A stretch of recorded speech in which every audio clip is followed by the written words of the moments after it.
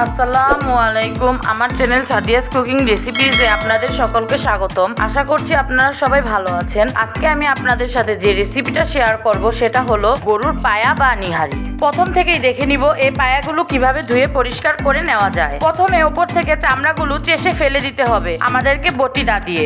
তারপর আমি 4-5টা ধোয়া দিয়ে নিব। এখন আমি দিয়ে দিব ফুটন্ত গরম পানি। ফুটন্ত গরম পানিতে আমি 5 মিনিট ভিজিয়ে রাখবো।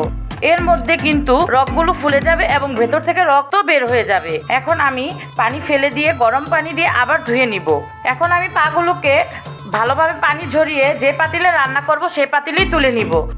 এখন আমি ওই পায়ের মধ্যে দিয়ে দিব পেঁয়াজ কুচি, লবণ, তেজপাতা, এলাচ, দারচিনি, লবঙ্গ। এখন দিয়ে দিব আদা রসুন পেস্ট, জিরার গুঁড়ো, ধনের গুঁড়ো, হলুদের গুঁড়ো, মরিচ ও গোলমরিচের গুঁড়ো।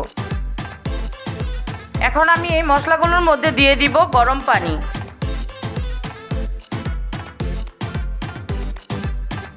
এতে করে পায়াগুলোর মাংসর মধ্যে জুসিনেস থাকবে। আর প্রথমেই যদি ঠান্ডা পানি দিয়ে দেন তাহলে পায়াগুলো চুপসে যাবে, খেতে ভালো লাগবে না। এখন আমি মশলাগুলো ভালোভাবে মিশিয়ে দিয়ে ঢাকনা দিয়ে দিব। চুলার আঁচটা আপনারা দেখতেই পাচ্ছেন। এখন আমি আরেকটি কড়াইয়ের মধ্যে আটা ভেজে নিব। আটাগুলো অনবরত নেড়ে ভেজে নিতে হবে, না হলে তলা থেকে পোড়া লেগে যাবে। এখন সেই আটাগুলো আমি পানি দিয়ে গুলিয়ে রাখবো। ফিরে আসবো 5 ঘন্টা পর। ফিরে এসেছি 5 ঘন্টা পর।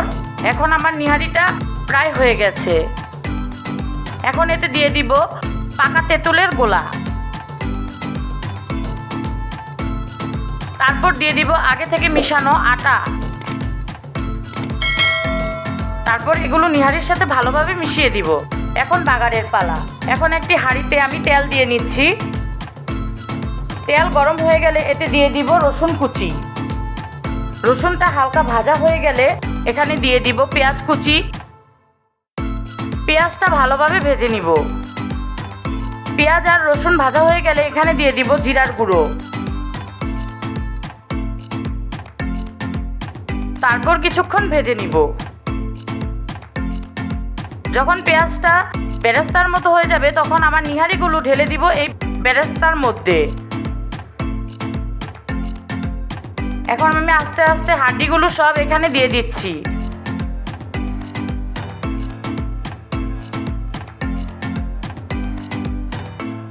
এখন একটা বলক চলে আসলেই রেডি হয়ে গেল নিহারি। আমি আপনাদের নিহারিটা দেখিয়ে দিচ্ছি কি সুন্দর হয়েছে। নিহারি থেকে মাংসগুলো কি সুন্দর খুলে গেছে। এখন আপনারা আপনাদের পছন্দ মতো পাত্রে এটাকে পরিবেশন করতে পারেন। আমার আজকের ভিডিওটা আপনাদের পছন্দ হলে অবশ্যই লাইক, শেয়ার এবং কমেন্ট করে জানাবেন এবং আমার চ্যানেলের ভিডিও সবার আগে পেতে আমার চ্যানেলকে সাবস্ক্রাইব করবেন। আল্লাহ হাফেজ।